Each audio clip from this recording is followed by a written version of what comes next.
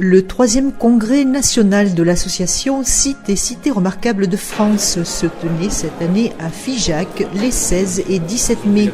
Un événement qui aura accueilli à l'espace François Mitterrand plus de 450 congressistes venus de toute la France participer à des exposés, des échanges, des ateliers autour de la revitalisation des centres anciens par le patrimoine pour un aménagement durable du territoire, mais aussi le développement de l'économie touristique liée à ce patrimoine.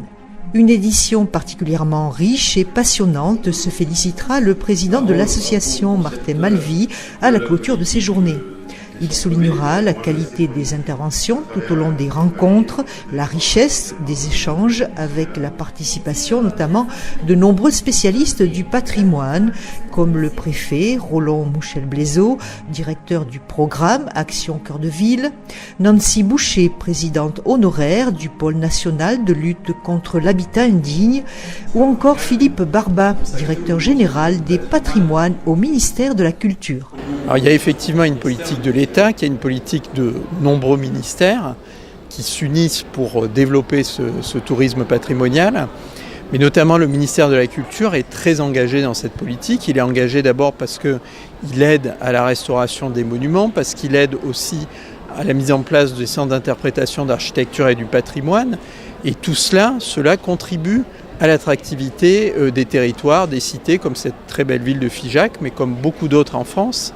Et de ce point de vue-là, nous travaillons la main dans la main avec l'association Cités remarquables de Martin Malvy et avec les très nombreuses associations de soutien au patrimoine, que ce soit des associations d'élus ou des associations de simples citoyens.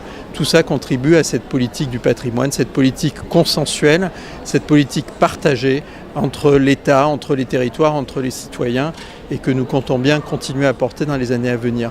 Mais ce patrimoine, pour le protéger, il faut aussi en faire un inventaire. L'intervention de nombreux maires, de présidents d'intercommunalités venus exposer leurs différentes expériences aura également participé à la richesse des débats.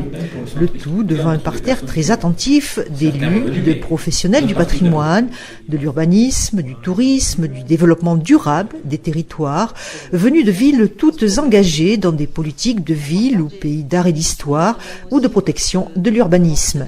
La partie relative aux autorisations de travaux et le rôle des architectes des bâtiments de France n'a quasiment pas varié entre le projet de loi et la loi adoptée. C'est important, en fait, pour la ville de Chartres. Sur le patrimoine et qui ne sont pas forcément bons, en tout cas, si on veut le valoriser, le préserver comme on le souhaite. Le coworking de portage privé. Donc le travail a été mené avec un partenariat assez large. Ce congrès fut aussi l'occasion pour l'association de rappeler un certain nombre de ses revendications, comme l'adaptation de l'avantage fiscal Malraux aux différents territoires, ou encore la défense du rôle des architectes des bâtiments de France. On a rappelé certaines revendications de l'association sur la présence de l'État dans le contrôle du patrimoine. Ça passe notamment par l'action que mettent les architectes des bâtiments de France. Alors, on souhaite toujours que le comportement des ABF soit un comportement de coopération avec les demandeurs. Mais par contre, nous sommes très très en défense de la profession et du rôle des ABF.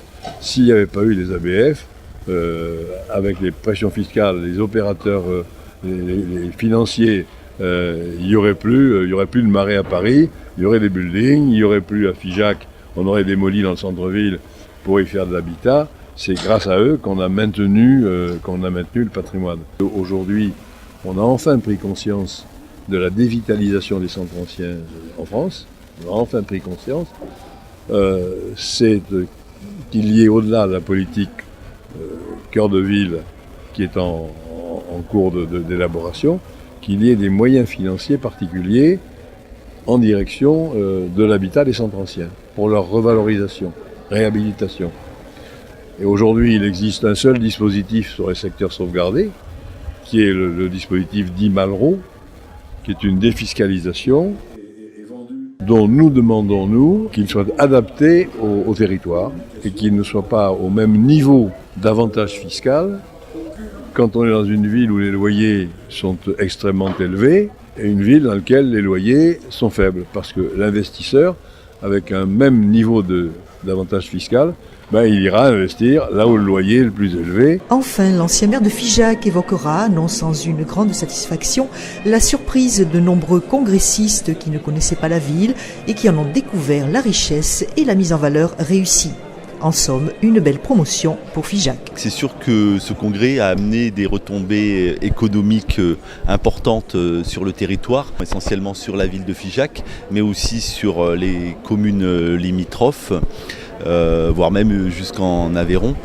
C'est vrai qu'on a pu mesurer avec toutes les demandes qu'on a pu avoir en termes d'hébergement, des gens qui cherchaient 2 voire 3 nuits, on a pu quand même mesurer les retombées. Donc ça c'est un premier point, donc, sans compter aussi les autres consommations dans Figeac, du fait que les gens avaient un peu de temps, que ce soit par rapport au bar, par rapport au magasin de souvenirs, etc. On a eu des questions d'ailleurs à ce sujet.